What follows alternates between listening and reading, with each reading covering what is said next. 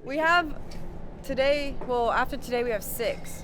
But my goal is to push and finish by Sunday. Like, I'm willing to, like, stay past sunset. I'm gonna die for this shit. What are you talking about? Oh my God, don't say that!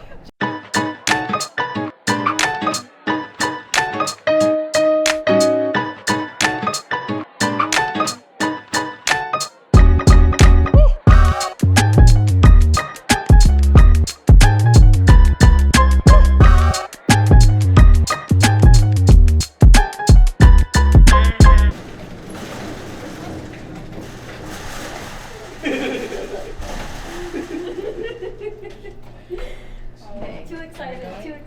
I know, it feels like a Disneyland ride. It's just a freight elevator ride. It's the teacups. Yeah, the teacup before we are on, what's the big mountain?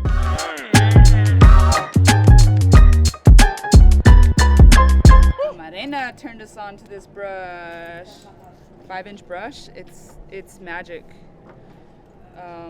It's a beautiful blending brush, you know, especially a wall this big. Maybe on a canvas, this might be a size 1, right? But this is our greatest tool. So I love it. I just ordered some paint. It's gonna be delivered so I can start on the sunset. So OG Art Supply is supplying it. So pretty excited. I didn't think we were gonna use cans, but here we are. Just hit 2 years. My mom drew it. She drew it and then they tattooed it on me. Well, I'm Giovanni, an artist based out of Arizona, born and raised in LA. And started doing street art 5 years ago. Came across one of Lucinda's murals and hung out with her and watched her paint it like 4 years ago. And you know, from there, just always been cool and paying attention to what she was doing, always admiring what she was doing because she does a lot of community stuff and trying to figure out how to do that myself. But till then, man, just keep painting these walls and having fun. I started out in graffiti. My roots are watered by graffiti. I came up in the culture. I grew up looking up to all the local graffiti artists, and when they turned into murals, I thought that was pretty cool. And it was just something that always caught my eye, like the grittiness, the anarchy of it all, the punk rock of it all. It was just exciting. It's just an adrenaline rush. I went to art school, but it wasn't what I thought it would be. It's huge. It's bigger. It's on another level. Yeah. You know, this is another level of mural right here. Entirely different beast, for sure. It's like Moby Dick. You know what I mean? It's the big one.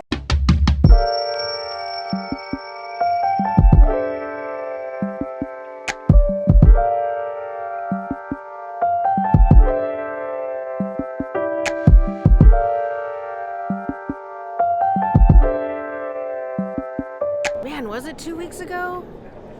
Dang, we've been moving fast. So 2 weeks ago, we came out here on a scouting mission, like all artists do, right? They always want to see the wall, experience the wall, look at the wall, and just like behold its beauty.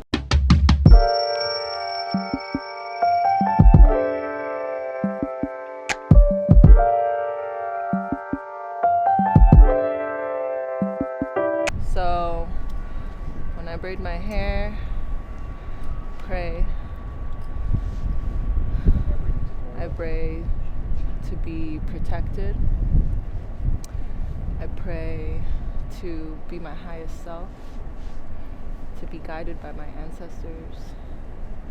I pray to honor my family, that they may be proud.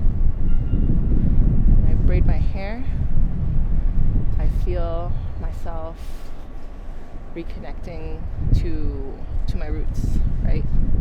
Like a root system underneath a tree, like the mycelium network, interwoven in each strand of hair, and now tangled into one to give me strength, to give me protection.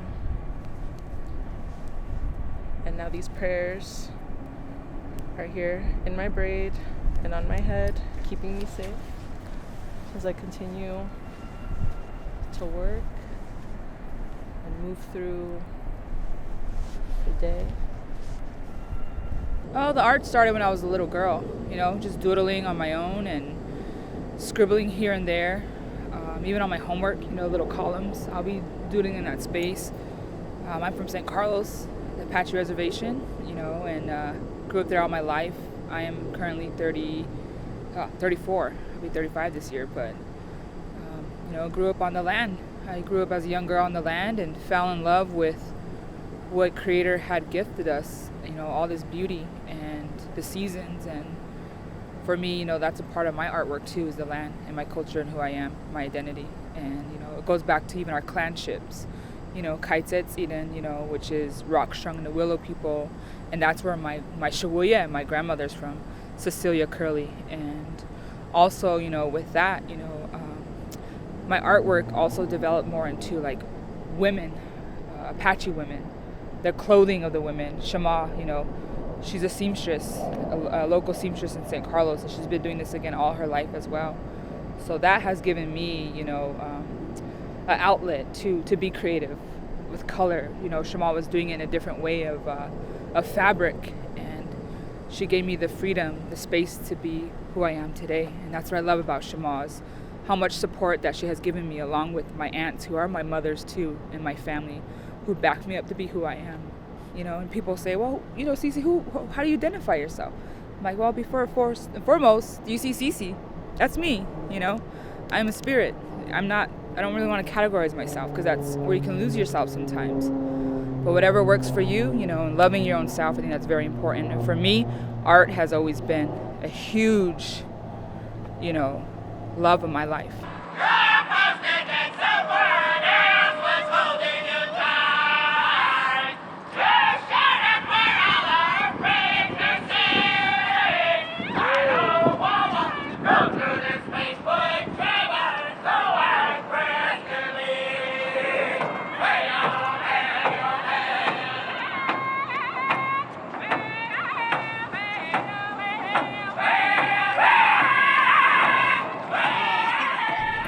Now we're at a point where a lot of people don't know who Native people are, because that story has been taken from us and rewritten to almost fetishize and to make an example of, or to create mascots of. And sometimes I feel like that story was stolen and it wasn't theirs to tell. And so now a lot of the work that I do, whether it's through design or whether it's through art, mural making, even collaborating, anything that we do together, what really elevates the work that we do and really brings life and connection and inspiration is the fact that we are now combining our stories and placing them into these visual things. And people wonder, they sit there and they're like, wow, we've never heard this before. And there's a reason for that. There is a specific reason for that. But now is our time to take those stories back. Art has so many facets, and being creative has so many ways to be able to create storytelling platforms. So I just think this is our time to really dive into what that means to us and what it really means to be able to take the narrative back and provide hope and learning opportunities for the rest of the world. So I'm from New York, born in Queens, raised on Long Island, lived in Brooklyn for many years before moving out here. And in January of 2020, I came and visited my homegirl Ale. And I remember we were driving through the South Mountain area, and on Central, I remember us driving by what I didn't know that it was one of Lucinda's murals, but it was this bright pink magenta mural, and there was this little brown girl with, who had a cage, and the cage was open, and there were a bunch of mariposas coming out, and I was just like, whoa, what is that? I don't know, me chocó. Like it touched the nerve. Like I saw myself in that mural. I see myself as a mariposa, as a bird, you know, my people as well, as like a first generation, you know, child of immigrants here in this country. Like I feel like my parents come from a history where they have been caged. My people come from a history where they have been caged. To see, you know, this little brown girl liberating, you know, the spirit of the butterfly, right? A symbol that also represents us and our people throughout like the Americas, right? And I don't know, that it struck a nerve with me, and I just remember Ale saying like, don't worry, you're about to meet her. Because Lucinda is just part of our circle of homegirls and stuff, and so I got to, you know, get to know Lucinda very well, and you know, I've supported her in other walls as well. And so this like her art to me is a beautiful reflection of our people, right? And the spectrum of our existence, right, as indigenous peoples to the Americas, right? Because she too comes from a background that has, you know, she has a story to tell. You know, she comes from a mixed background of being Chicanx, of being indigenous to the Northern Americas as well. A story that I can relate to, and it's just beautiful for her to portray that history and that story through her art in a way that people from all backgrounds can relate to. So her art means a lot to me. She means a lot to me, and it's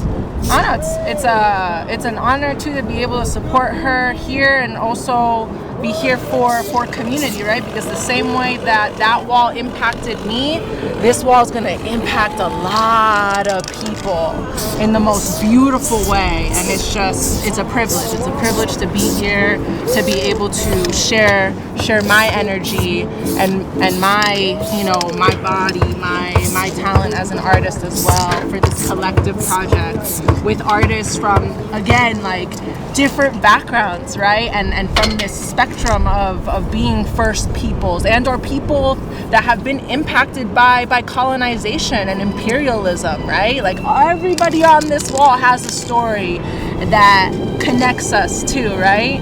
So it's beautiful, it's powerful. And we are rolling through, trying to get the big quadrants out of the way. You know, we're moving on the ground on up. It's definitely been a learning progress, but grateful for the team that we're pulling through this. You know, every day that I see, you know, I amaze ourselves when we get down to the bottom of the roof and just, you know, it's hard up there, being up there with the lines and all that, but once you get down and you see what you've done, it's amazing. I'm so proud of my team, but we're almost there. We're going forward.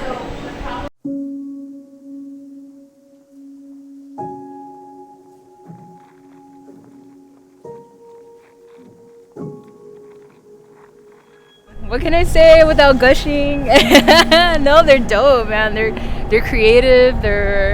Man, creators smiling on them with their gifts for sure. Because they're just, you can feel that, like they radiate. And I'm like, yes, those are my people. So I'm super excited working with them.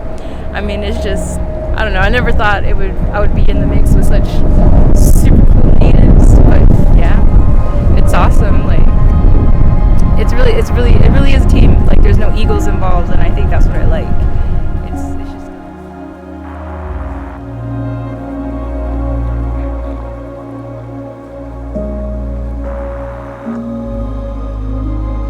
It's not that scary. Like, you know, swing stage looks crazy. You're way up there, but it's actually pretty fun, man. I enjoy it. If you're scared of heights, then maybe you won't enjoy it, but I've been having a blast. It's easier than ladders, and it actually swings less than a boom lift, so.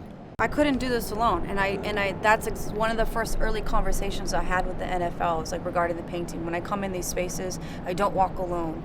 I walk with community, and I bring my family with me. And so when she was asked, they wanted to do a mural, they wanted me to refer other artists, but out of those artists, they weren't filling them. And I said, can I bring my own team on? And so like, you know what, go do it, do your thing. And I knew that, at first I didn't know exactly who or how or what, because I was overwhelmed because we were down to 3 weeks, and then prayed on it. Cece calls me from that. I was like, gotta get Unique to be the project manager, because that's her expertise is managing. And then from that, it was a ripple effect of finding the artists and then finding the assistants. And then that's exactly what we did. I mean, there was a lot of, pain points, learning how to work with such a bunch of us all together. You're learning how to collaborate. You're learning how to, not take things personal. You're learning how to put the ego aside. You're learning how to, flow together. And it's not easy. But this is the mural life. It's never easy. Everyone sees the final piece, a beautiful piece, but they never see the behind the scenes of what we go through to put on a mural production.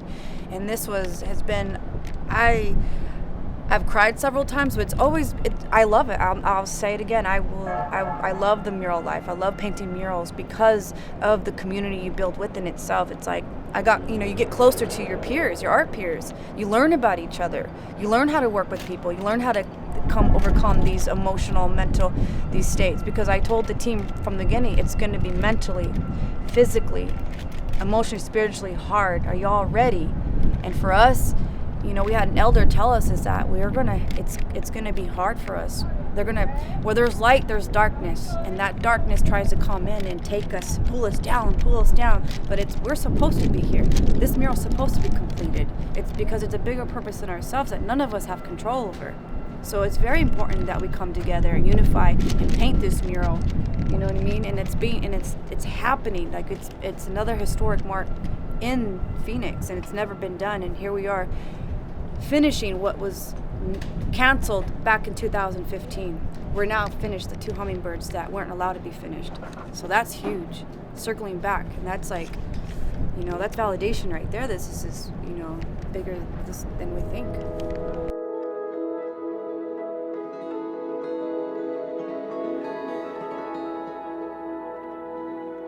Being creative and being collaborative, it's a whole different power in itself. And I think you talk about the bonse, the hoop and Apache or the medicine wheel, whatever you have it in your culture, holistically, right? Mind, body, soul, spirit. I think you bring all that together. You bring all these people together that have different ways of seeing how creator speaks to them or how the world and shapes, talk to them. I think that's very, very powerful, that we all need each other. It's a reminder that we all need each other and we all need to come to an agreement, because even in your family, even in yourself, or relationship or whatever, a marriage, you're always going to have those disagreements. And I think this wall is teaching young kids and community that we can come together. I'm 2 hours east of here. I'm from St. Carlos, and I have my people excited for all of us that we're doing. We have prayers from all over the world that are inspiring people, and that's the beauty of collaboration. It's not just, me. It's, oh, she's out here or he's out here. And it gives you a fire in your spirit. And I think that's why the world is the world it is. It's so colorful. It's so vibrant, of cultures, of people, of shades of people. And that's a beautiful thing. And I think as an artist, that's what we feed off of. We're inspired by other cultures. It's not just all about your own culture. There's a huge world out there, And I know that as a young girl, that there's a big world out there that I can learn from many people. And, it's just kind of giving your ears and observing, and I think that's very beautiful. And collaborating, it was real.